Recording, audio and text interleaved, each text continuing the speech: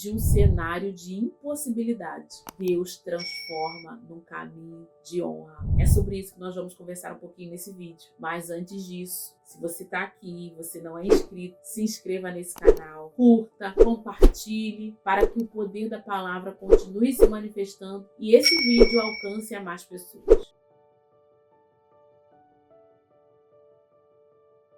A palavra de Deus aqui no livro de João diz que João Batista, ele veio como testemunha para que testificasse a respeito da luz, a fim de que todos pudessem vir a crer através dele. A palavra diz que em alguns momentos as pessoas perguntavam: quem é você? Você é Cristo? Você é o profeta? E ele falava: não sou Cristo, não sou o profeta.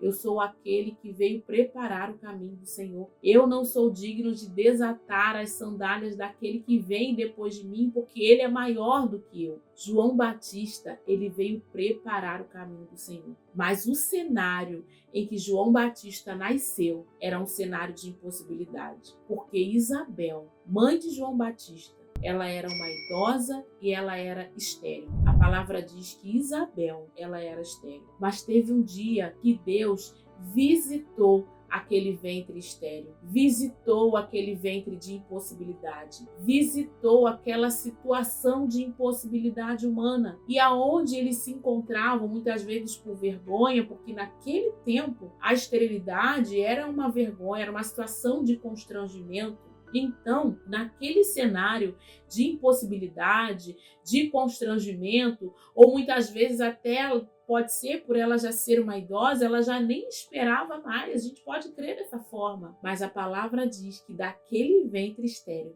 daquele cenário de impossibilidade, Deus preparou o caminho. Deus preparou aquele ventre, aquele cenário para gerar João Batista, aquele que dentre os homens, depois de Cristo, como diz a palavra, que depois de Cristo não tinha nenhum maior do que João Batista. Então, João Batista, ele não era qualquer pessoa. Ele foi aquele preparado, criado, formado, gerado para preparar o caminho do Senhor. Então, daquele cenário de vergonha, Deus honrou a vida de Isabel e Zacarias. E muitas vezes nós podemos estar também como eles, num cenário de impossibilidade, num cenário de constrangimento, num cenário, quem sabe, de vergonha. Eu não sei qual é o cenário que você está nesse tempo, mas o nosso Deus, o poder da palavra, ele é suficiente para transformar o cenário de impossibilidade, o cenário de vergonha, num caminho de honra. Assim como aconteceu na vida de João Batista, que ele foi aquele quem Jesus escolheu, aquele quem Deus escolheu para preparar o caminho do Senhor. Daquele cenário de tamanha impossibilidade, Deus gerou aquele